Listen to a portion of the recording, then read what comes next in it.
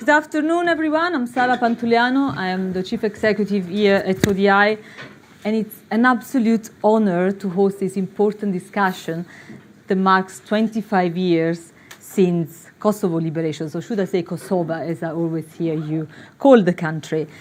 This is a really critical, important milestone, and it is giving us a unique opportunity to reflect on Kosovo's remarkable journey since independence and think and dig a bit deeper into the country's aspirations for the future.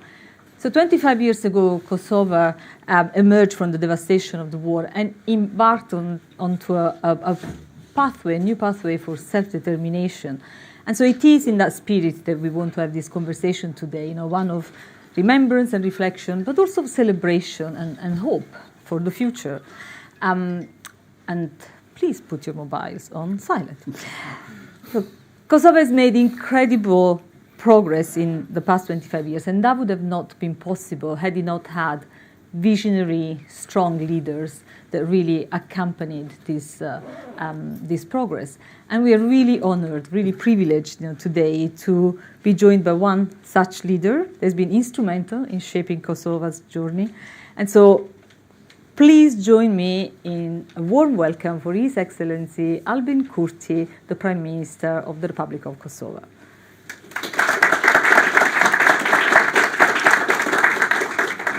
Prime Minister Kurti, thank you so much for being with us today. As I said, this is really a unique opportunity for us to hear your reflections on the journey that Kosovo has been on, and to think, about the future and to hear, about your aspirations for the country.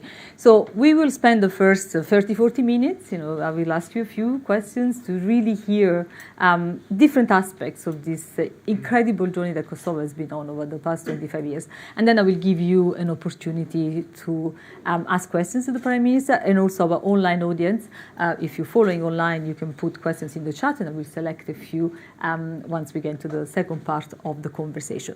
But with that, and then, of course, for those who are here, we will carry on next door over a glass of juice or wine, depending on your preferences, and we'll have an opportunity to network next door. But let's get started. It's really a pleasure to have you at ODI, and it's an honor to really have the possibility to reflect on this incredible journey that I was referring to.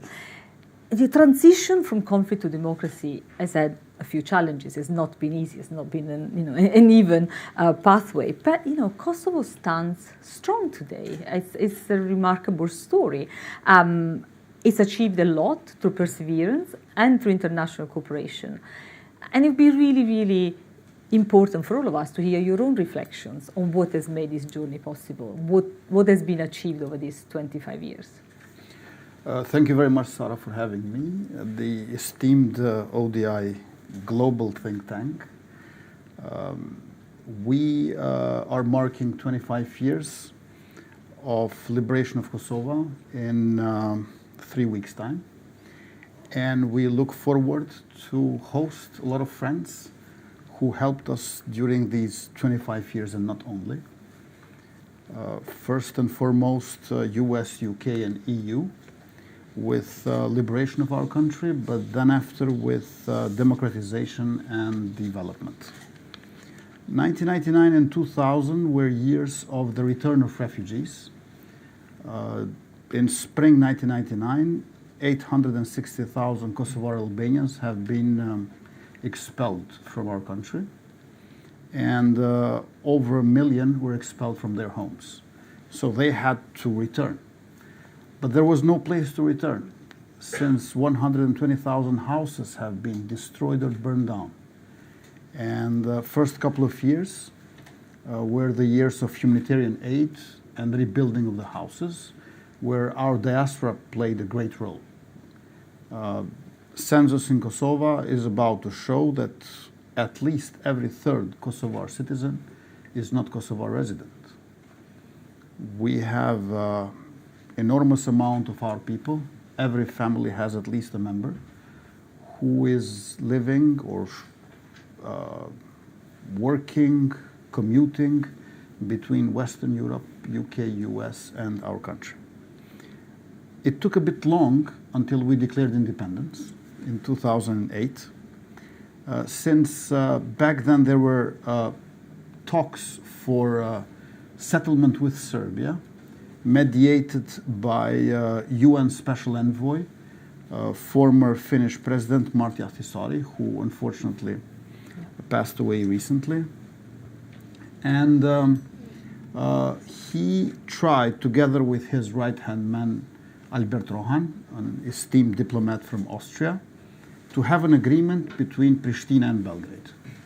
Those were the status talks of 2005-2007.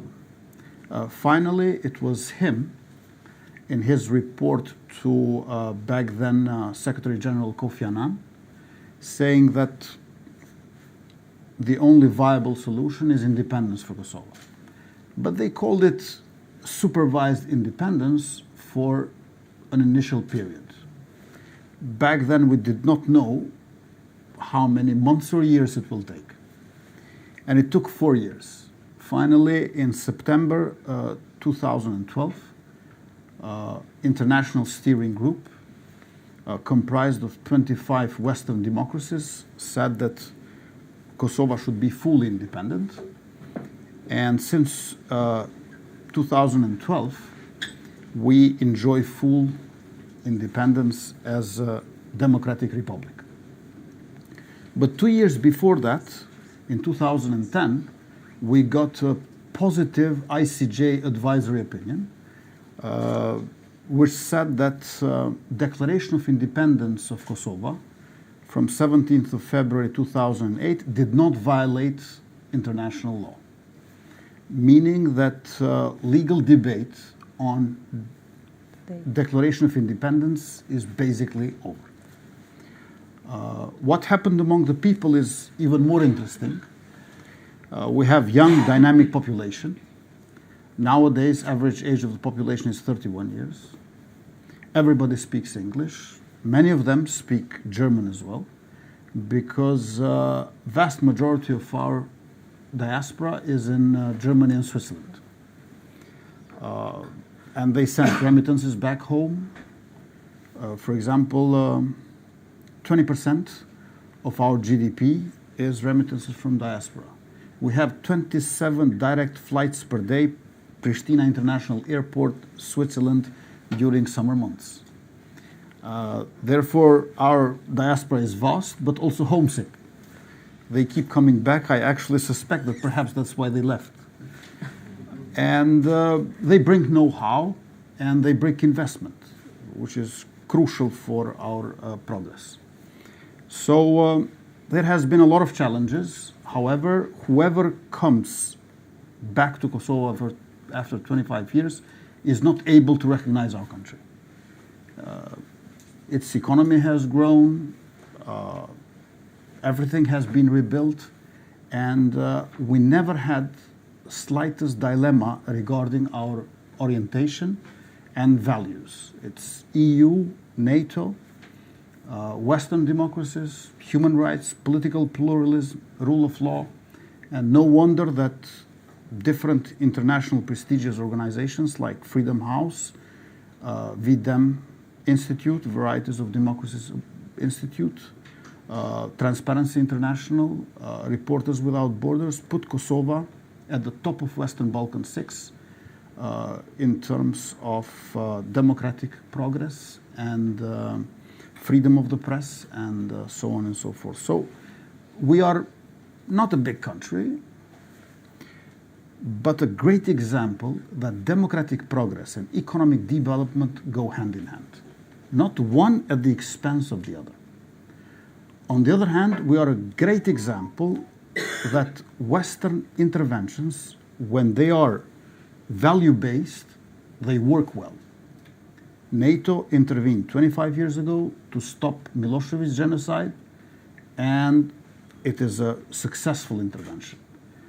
Therefore, I believe that democracies should help each other. There should be more solidarity among democracies.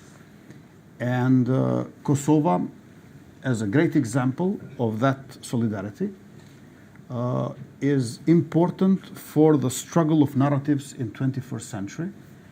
which I believe at large extent could be defined in the years to come within this decade. Thanks. I mean, you pointing to a number of the elements of progress that have been recognized, particularly when you talk about democracy, the freedom of press. A number of the advancements that Kosovo has made in that respect are recognized by a number of international organizations. But also economically, I think it would be interesting to hear some of the progress that you've alluded to, but perhaps in more detail. Yeah. And you have spoken about the youth, who are clearly the engine of the nation's rebirth, but they're both a strength and a challenge, because obviously they also need employment. So can you reflect a little bit on this economic progress and the key factors behind and the remaining challenges? Well, in these last 3 years, for example, we have had 6.2% of GDP economic growth on average, and we doubled exports, we doubled FDI. We have grown our economy 1 billion per year, whereas beforehand it took 3 years for 1 billion euros of economic growth. And what I'm particularly proud is we have increased tax revenues by 2/3 without changing fiscal policy. I guess that's because when people see that there's no corruption in the government whatsoever, they are more ready to pay taxes and contribute. Likewise, when they are optimistic, hopeful about the future, they rather spend than save, which is good for their lives and for the economy alike. We have increased employment by 20% in 3 years only. And likewise, we did not keep the growth of the economy for the state, but redistributed it for the society. We have introduced allowances for children and new mothers. We have made public education free of charge at every level, bachelor and master degree at universities as well. And what is one of the projects that we really look forward to get benefits from is vocational education and training, dual education system. And we learned this from our diaspora in Germany and Switzerland. They call it Ausbildung. Bridging skills gap by linking labor market with professional education. So far, we have included around 1,000 pupils who spent some days in a factory and some days at school, employing, so to speak, non-academic professionalism. And this is being already in place in 14 municipalities, in 23 schools, 12 different profiles. Because we have had too many diplomas without jobs in the market. And we want to make sure that in short to mid-term, for every diploma or certificate that you get at school, you will have a job in the market. We especially invested in youth and women. For example, we have brought in our governing program over 10,000 scholarships for students, and almost half of it is for STEM, science, technology, engineering, and maths. And EU average of female students who study at STEM is 17%. In Kosovo is already 50%. 3 years in office, I have to single out as the greatest investment scholarship for female students. That pays better than anything else, besides being normatively just thing to do. We have also invested in agriculture by subsidizing our farmers. Then healthcare by increasing in 3 years 150% the budget allocation for the list of essential medicines. And then for military and defense due to aggressiveness of our northern neighbor. There are different social programs that we have employed, like super labor, which means that for 6 months, for all young women and men from 16 to 29, we give as a bonus minimum wage, wherever they are employed, for 6 months. Or governments for families, we make sure that there is no family without one properly employed member. Because we know employment is an individual phenomena, but poverty is very much a family thing. So we tackled both of these, and we have subsidized investment loans for small and medium enterprises. It's clearly a very large, program of economic and social reforms, but that you're touching on. But there is one area you haven't mentioned that I know that is an important area for Kosovo, and is energy transition, because we've been, looking closely at ODI at some of the policies and interventions you're putting in place to guarantee a sustainable, and secure energy future for Kosovo. Can you elaborate on some of those? I believe the three global challenges worldwide nowadays are social inequality, security threats, and climate change. I believe that we Social Democrats know best to answer all three in a holistic manner. Regarding climate change, we have done energy strategy 2022-2031. We're going to go aggressive with renewables, adding 1,200 megawatts of new capacity. To that end, we have already started with the first auction for solar park 100 megawatt, which has been successfully concluded.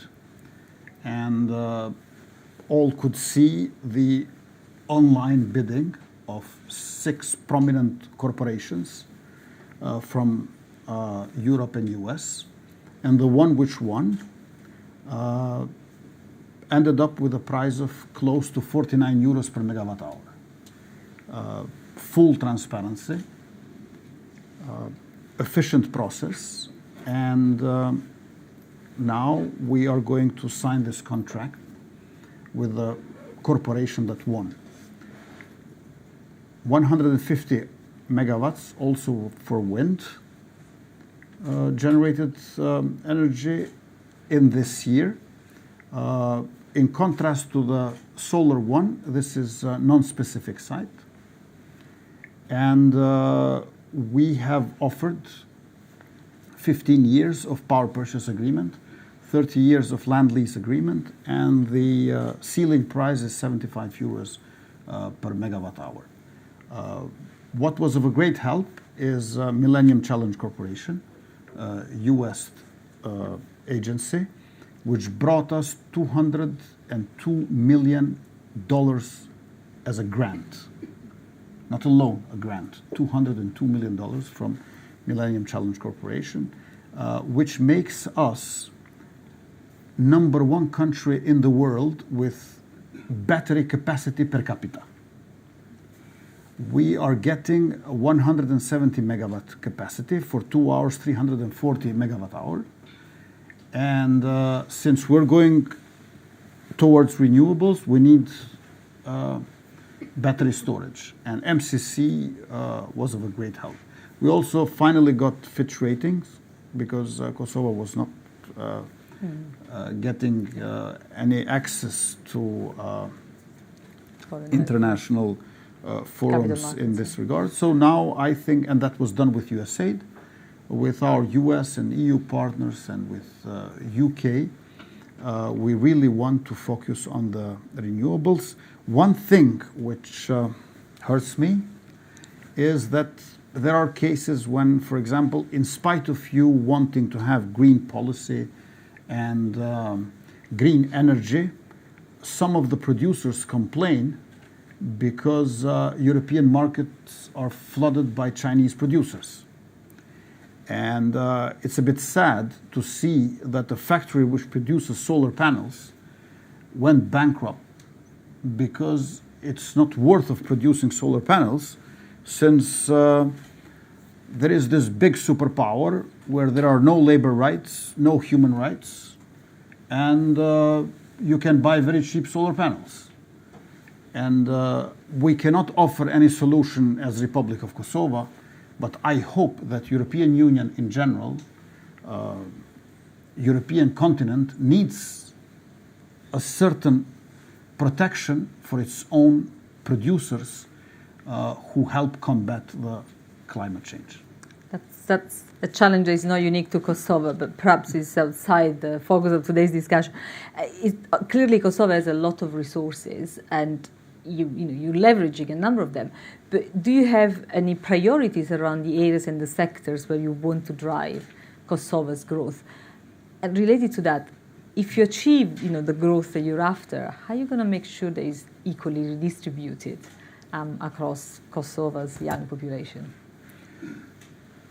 Well, what we have been seeing going on already that we continue to support is sectors of export of our small and medium enterprises, namely leather, textile, wood and metal processing, but especially tech sector. Our youth is tech savvy, and we have around 1,500 prominent ICT companies with close to 20,000 good professionals, software engineers and developers, who are turning Kosovo into a already near future Estonia of Western Balkans. And we want to see more of this by having nearshoring and friendly shoring. When it comes to wood and metal processing or light manufacturing, we're doing very well with wood processing. For example, I know several companies in Kosovo which import raw material wood from Austria, and they export kitchens to Switzerland. Austria and Switzerland being two neighboring countries. Because there is know-how, electricity is quite cheap, but also renting of the premises is much cheaper than in Europe. The other thing is that we have to engage in some big infrastructural projects. We have 4 of them in mind, 2 with Montenegro, 1 with North Macedonia, and the other with Albania. With Montenegro, it's Pej-Rojaj and Deçan-Plav. Then with North Macedonia is the linkage between Prizren and Tetovo. And we need new railway between Pristina and Durrës in Albania. We have highway, we need railway.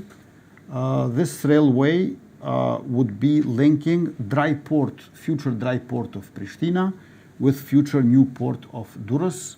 And yesterday, Foreign Secretary Lord Cameron was in Albania supporting this project. I'm very grateful for him supporting this project.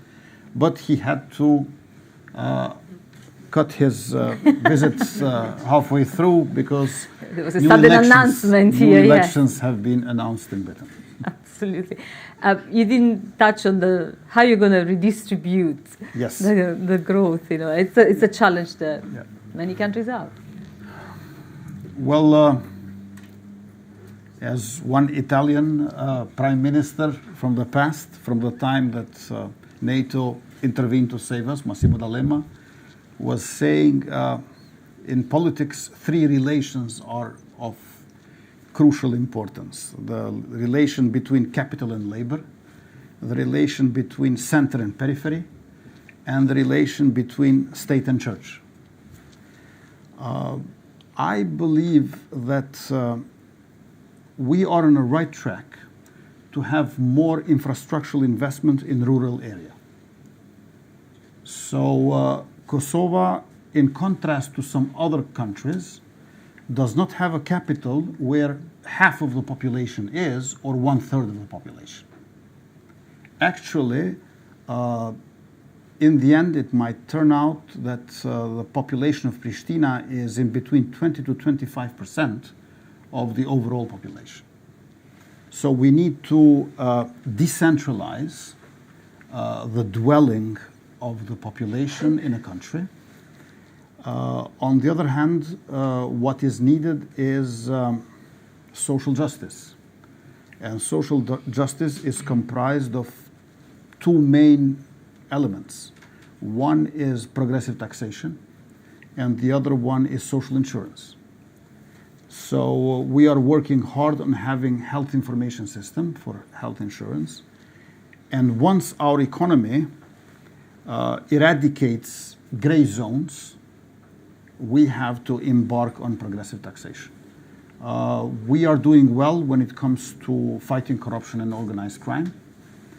So once this phase is fully accomplished, I believe that we should start a debate in our society for a progressive taxation, because those whose shoulders are wider, they should carry more weight of the burden. For example, we have closed 35 illegal pathways for smuggling that existed prior to our government. 27 of them being in the northern part of Kosovo. We had to close them unilaterally. Whereas there has been few illegal pathways also towards Montenegro and North Macedonia, but we could do it bilaterally with Podgorica and Skopje. On the other hand, we have been very harsh on fighting corruption within the institutions of the system. So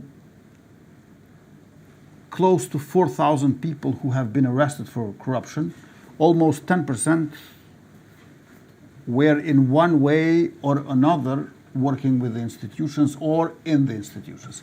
We cannot fight corruption if we do not develop an initial self-critique within the institution and concrete actions, because state officials are there to serve and not really to enjoy their functions. I say to all my fellow colleagues and activists from the parliament and government, we who are in politics, we should be middle class. Those who want to get rich, it's legitimate, but try your skills, knowledge, and luck in business, not in state institutions. So no millionaires and multimillionaires in state institutions. I think it might look a bit harsh to some. Some countries may not. It is very helpful for us. Absolutely. The challenge of progressive taxation is a universal challenge, but good luck with that. You touched on how important the US, the UK, the Millennium MCC has been for Kosovo. And when we were in Davos in January, we talked a lot about the importance of international partnerships, the importance of the global international cooperation that Kosovo has benefited from. Can you reflect of what has been so instrumental in the progress of Kosovo in terms of the international support and including through either through instruments, through multilateral development banks, but also what they can do going forward to continue to support Kosovo's development and your aspirations to join the EU? Well, we got a great help in terms of both grants and loans, soft loans. For example, in February this year, I was in London. It's a meeting of EBRD with Madam President René Basso. We signed 400 million euros of memorandum of understanding with different projects. What we need support is to do more of the same, to be honest, in terms of good water supply, sewage system, then waste management, good roads, and these big infrastructural projects. If you look at Kosovo, it's like a plate turned upside down. 90% of water resources, sources of rivers, they leave the country. That's why we will need a couple of artificial lakes. And we also need a good irrigation system for agriculture. So this means billions of euros. We are going to invest as government as well, but we will need help from our international partners on both sides of the Atlantic.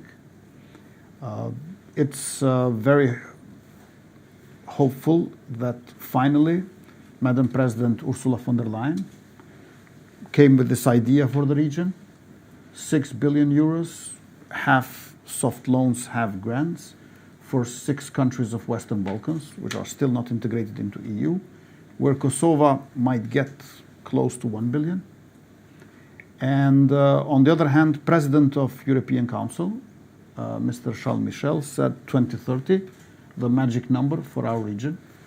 And we look forward to develop our capacities to absorb these funds, and sooner rather than later to join both NATO and EU. So you touched on NATO. Obviously, the geopolitics is one area that I cannot ask you about, given the conflict in Ukraine, but also Gaza, quite frankly, and the moment that we are living geopolitically. Where do you see Kosovo and the Western Balkans situated in this wider landscape? Kosovo, according to IRI, the Republican Institute, is at the top of Western Balkans in terms of orientation towards EU, NATO, and Western democracies in general. No wonder that all the countries of G7 recognize us. And unfortunately, none of the BRICS. 28 out of 32 NATO members recognize Kosovo, 22 out of 27 EU members. And we have done a lot of progress in these recent years. However, I believe that both NATO and EU are in a new phase where enlargement is not taboo anymore. Not only because of Finland and Sweden, but in general. And I think that this is the decade when we should be joining them. It's geopolitical, but it's also merit-based. Countries who work hard, who do their homework, should be acknowledged. I believe that if there wouldn't have been some of the geopolitical tensions, in a perfect, peaceful, and honest international order, Kosovo would be a front-runner in Western Balkan 6. But this is not the case, because quite often, to progress in international forums, we are conditioned with normalizing relations with our northern neighbor, which is not a democracy. So for a social democrat to normalize relations with an autocrat in order to be acknowledged by European democrats, it's not an easy equation to solve. However, this doesn't mean that we will ever get second thoughts. I believe that EU and NATO in this century are even more important than in 20th century. Russia was traditionally anti-Western, but since their brutal aggression in Ukraine, they are anti-European as well.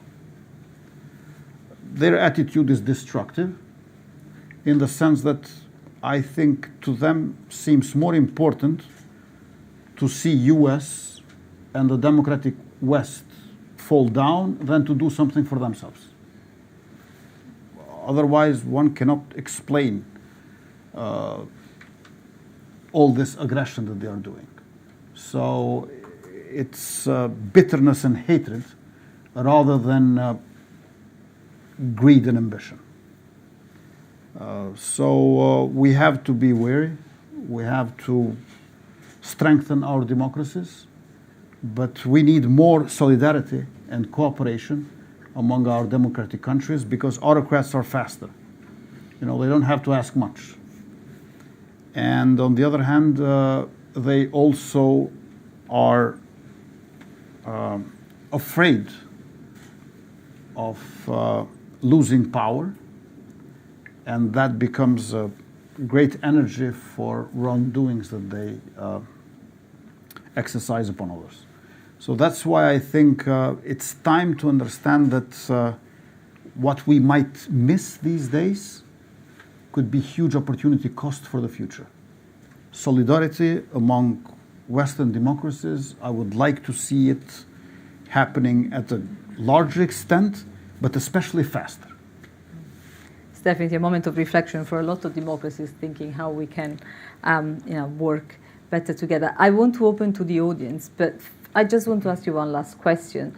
I've had a chance to observe over this last couple of years your style of leadership. You have a personal style of leadership that is quite different from a lot of other leaders. You seem to not prioritize your personal priorities or your party priorities, but always have the national interest, the interest of Kosovo, and try to find, a way through the differences that you have in the politics of your country and possibly the region.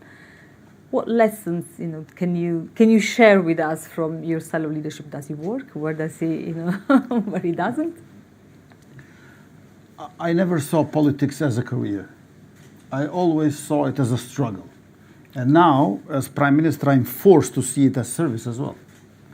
So, service and struggle, that's what politics should be about, not a career, really. I believe in professional careers, law, economics, engineering, finances, and so on and so forth. But politics should not be about career. That is my number one observation. Number two is important, how do you enter politics? Some people enter politics from a certain political party. Some, like myself, enter from students' movement or people's movement. Movements are usually in contrast to state. The contradiction between movement and state is as old as politics itself. So I think also this was, in a way, conditioning my thinking and doing in these 25 years. My entry point into politics was not a political party. That is one of the last stages. And the third element, which I believe is also important, is for me always, and for my friends with whom I got organized together, history was more important than finances. I know that it's not fair to make this stark contrast because one cannot do without the other. But if you see our deliberations in different forums of our organization, always we're much more preoccupied with history, in our case especially recent one, than with the financial world, so to speak. And it's a bit late after the financial crisis of 2008, when all of us, all of a sudden, had to read many books to update ourselves about the world which was coming or becoming. Very good. Let me open to the audience here. So raise your hand. I'll try and take as many questions as we can, also online. There is a roving mic. I always like to start with a lady, so if you can get the mic there, Tegan for Jessica, and then I'll come to a few others. Thank you very much for... And can you please introduce yourself as you take the floor? Yes, I'm Jessica Hagensanker, and I'm Senior Research Fellow for Migration at ODI. Thank you very much for really inspiring speech and conversation. I work on migration, so I found it particularly interesting to also hear about the contributions of the diaspora to the development of the country, and also how you talk about the diaspora and really see them as part of the country and part of the population. So yeah, very inspiring. I found it really interesting also how you talked about aligning the education systems with Germany and Switzerland, or developing them along similar pathways. And of course, having a really young and very highly skilled population and already very well-established migration pathways to Switzerland and Germany, there's always the risk that you're going to lose people, especially if you align the education systems even better. So I was wondering what the kind of policies and partnerships are that you're putting in place to ensure there's more kind of brain mobility between the countries rather than kind of the standard brain drain. Thanks. Yes, let me get a few. Jonathan here, and I'll come there. Thank you very much indeed. And my name's Jonathan Charles. Congratulations, Prime Minister, on the progress that Kosovo has made. I remember being there in '99 as a BBC correspondent for the war and the liberation and covering that, and then subsequently many times, including in my EBRD career. But this is really the question, I think, that worries me. If I go to national capitals or you speak to officials, their understanding of Kosovo is not really up to date. And I wonder why that is, and why that hampers then the ability of Kosovo to get a fair hearing. Because when you have these conversations with officials and ministers, they don't really understand all of the progress that Kosovo is making. And I just wonder how you see that and why you see that and why that's an issue. Thank you. And gentleman here, there is a mic. Yep. Hi there, Philippe Lefebvre, Labour Friends of Kosovo. Pleasure to be with you today. I had a question about China, which you briefly mentioned in your remarks. How do you view current Chinese investment in the Western Balkans, especially with the recent visit of Xi Jinping to the northern neighbour of Kosovo? Thank you. Thank you. And let me take one online, and I'll come to you. This is from Carlos Gamito, ODI fellow. He says, thanks to His Excellency Albin Kurti for sharing these inspiring insights on how Kosovo has gone from a post-conflict country to a functional democracy with a promising economic outlook. My question is, what is the biggest challenge that Kosovo must address before accessing the EU, and what is the main benefit Kosovo would gain from joining the EU? We have Ministry of Foreign Affairs and Diaspora, and the Deputy Minister there, Lisa Goshi, is for Diaspora only. She works hard, and she has been analyzing different models of organizing diaspora. Armenian, Jewish, Greek, and I think she took most of elements from Irish diaspora. So it's very important to organize them well. Not by disrupting what they already do, but by building upon it and by offering government as a tool to do better and more. There are several waves of our diaspora, but it's interesting that all of them do come back. And now our greatest challenge will be something that Poland and Turkey already went through from their diaspora in Germany. When people retire, the last 2 decades of their lives, they go to their hometown. And we want to turn this into an economic factor. On the other hand, we are not like fixated or obsessed with brain drain. People will migrate. I don't think that we are human beings are meant to speak only one language or live in only one place, you know. So people will go back and forth. They will live in different places. So try to develop a model to this state of being, so to speak. Education is the most important, I must say, because it's important for the economy, but also for the fullness of life of individuals. And here is the greatest challenge, because it's difficult to know what functions best where and when. When I was a schoolboy, knowledge was linked with the teacher and books. That's not the case anymore. We have decentralization and diversification of the sources of knowledge. And in 21st century, even when you say we're going to introduce coding in elementary schools, it's already outdated. We have to keep the pace with AI and try to do our best according to our knowledge and abilities, by cooperating together. So I'm very curious and a bit anxious to see what will happen with education in the years to come. And out of this curiosity and anxiety, I keep close contact with our diaspora, because to be honest, they know better than us. And they bring experiences from different countries. Some of them are in UK, some of them are in Scandinavia, some of them are in US, some of them in Australia, or Germany and Switzerland. So through them, we get different experiences and try to integrate them in our society and economy. What is already going on in Kosovo is brain gain.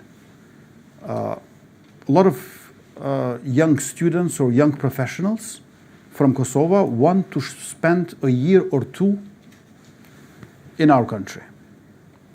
And we are working hard to welcome them. And that is not very easy because they have this comparative advantage when they join the market, labor market. And sometimes there is a bit of a resistance. I want to open media, academia, judiciary, and economy and state public institutions to diaspora. So just creating them opportunity is not an easy challenge, but I think we have no alternative. We must go for it. Our diaspora, which is not neither there nor here, they are both there and here, should be legalized, so to speak, and integrated. Jonathan, 25 years ago, you had only one rival for being maybe slightly more famous than you, and that was Jamie Shia, the NATO spokesperson. Everybody in Kosovo knows you very well. I believe that we have been too long associated with war and some of the scandals of corruption. And now we need to move out from that. However, the Russian aggression in Ukraine brought trauma back among the people, but at the same time decreased the attention of big capitals. Kosovo seems small, and people say, you know what, let's just keep it stable. We don't care much how just it is. We have war back in Europe, namely Ukraine.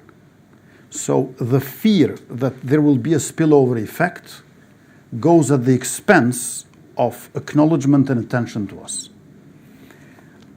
Partially, I understand. Since Berlin Congress 1878, this war in Ukraine is the first war in Europe in which Balkans doesn't take place. So we never miss an opportunity to jump in. And I hope this stays as it is now. However, it is important to acknowledge the success and the progress of Kosovo. And politics of fear and some sort of appeasement, I think, must end, since it's obvious that Russian aggression is not ending. Regarding China, I would like best to expose my opinion in contrast of China with Russia, People's Republic of China with Russian Federation. Russia, in my view, wants to see the downfall of US and of Western democracies in general, but specifically of US. So their stance, goal, attitude is destructive in essential manner. Whereas China wants to become US.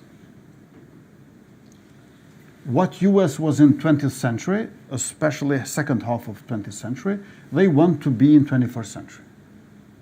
Or what Britain was in 19th century. So this is what China is after.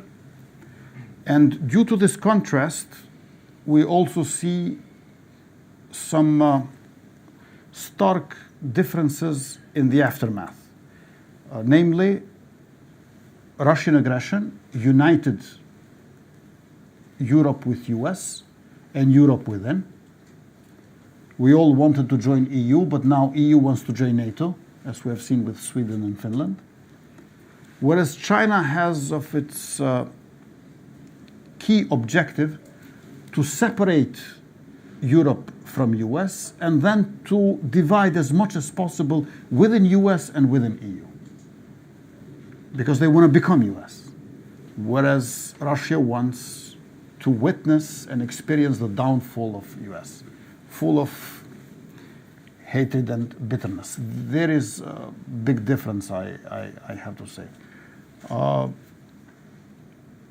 And in this light, I see the visit of Chinese president to Belgrade.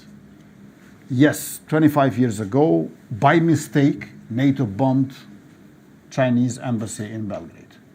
But NATO apologized for that. Errors happen in peace and at war. But you cannot now create an alternative narrative with a victimhood which is not real. And it hurts us because at that time, 10,000 unarmed Kosovo Albanian civilians were slaughtered, and no mention of that. 20,000 women have been raped, no mention of that. There was the Operation Horseshoe to exterminate entire nation, no mention of that. But my embassy was bombed, and I don't think it was a mistake. You know, this hurts. Nobody is denying that it shouldn't have happened. Bombing of Chinese embassy shouldn't have happened.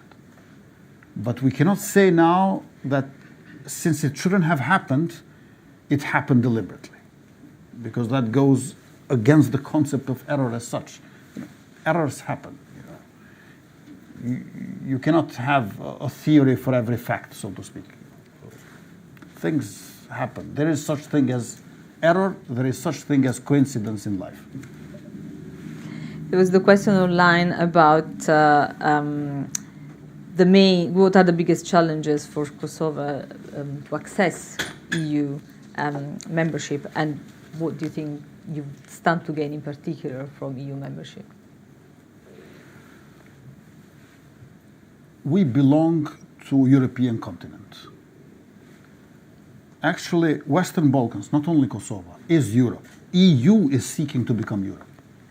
EU is seeking to become what Western Balkans already is, Europe. And by inclusion of Western Balkans into EU, EU becomes Europe.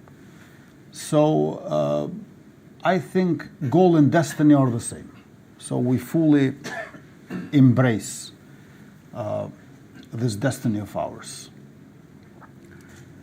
According to numerous studies, EU accession depends very much so from the quality of public administration. Many people think that membership into EU depends on GDP per capita, or the judiciary, or the fight against corruption, or market rules and standards, and so on and so forth. Actually, it depends way more from the efficiency of public administration. So that is something that we want to refine and reform in order to shorten the time of EU accession. Our greatest challenge will be that there are certain member states, not many, few of them, sometimes even less, a couple or even less, who use consensus as a value, as veto power to block others. Consensus is a value, not to leave anyone behind, but not to give power to someone to hold back everyone. So this is what our worry is. The building block of EU is the state, member state. We are pro-consensus, but with a certain footnote, that consensus is because we put up front what we have in common, universality, and not allow consensus to degrade into veto power of a member state. If I'm not mistaken, when you want to join EU, they have to say 72 times yes to you until you become a member. I'm looking forward with the highest discipline and diligence and vigilance to answer thousands of questions once we get the questionnaire from European Commission. So I don't want to escape administrative work that needs to be done, but at the same time, EU, now that has expressed the desire to enlarge and reform, should make sure that consensus does not degrade into veto.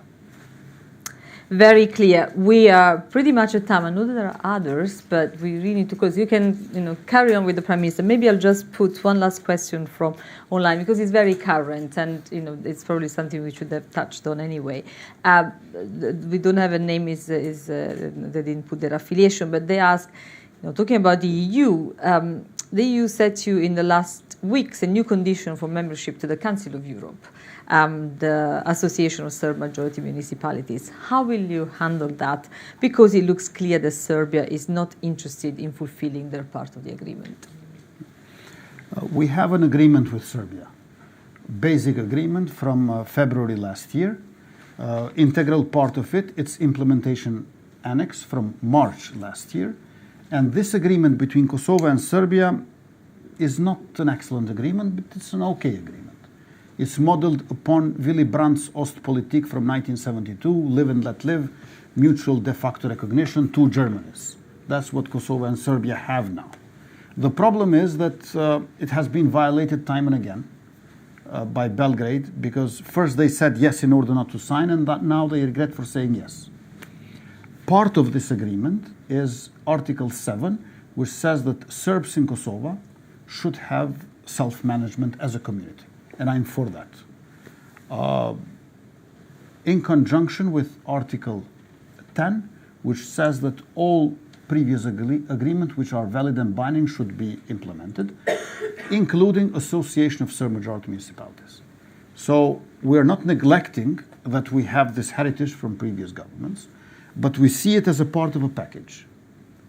It cannot be pulled out from the package to become centerpiece as a matter of urgency. However, I have been heavily discussing with Madame Dora Bakoyani, Special Rapporteur from Council of Europe for Kosovo, and we came to this agreement that this will be a post-accession criteria. Kosovo fulfilled all the criteria in terms of rule of law, democracy, and human rights. And we won in Parliamentary Assembly of Council of Europe by 82%. The first time that Council of Europe has postponed its decision, in contrast to the decision of Parliamentary Assembly, happened this May. However, Kosovo cannot be blocked, but can be delayed. We are working hard with member states. To be honest, I was not expecting to do this for Council of Europe accession, because there you become a member with 2/3 majority. I'm not applying for EU and to negotiate in front of the gates of Brussels, but I'm doing this in Strasbourg. However, I think that next time around things will be fixed, and we are going to become the newest member of Council of Europe. I think this is a sort of a continental justice to have Russian Federation out and Republic of Kosovo in. Very good. Prime Minister, thank you so much. You've been incredibly candid. You've given us a real insights into the journey of Kosovo, the challenges it had to overcome, the challenges it still has. to tackle. You have shared very openly your robust views on the sort of geopolitics of the region and beyond, which others, I'm sure, will find very interesting to engage with. But above all, the aspiration, the passion for what the future of Kosovo can be, clearly shines through your determination to see Kosovo succeed. I'm sure many people here would like to carry on talking to you, and so we'll move in a second next door for a reception. But I just want to thank everyone for being here today in the room, and also our online audience. There were a lot more questions that we couldn't get to. But above all, please, before we move next door, join me in thanking very much Albin Kurti, His Excellency Albin Kurti, the Prime Minister of the Republic of Kosovo. Thank you very much for being here.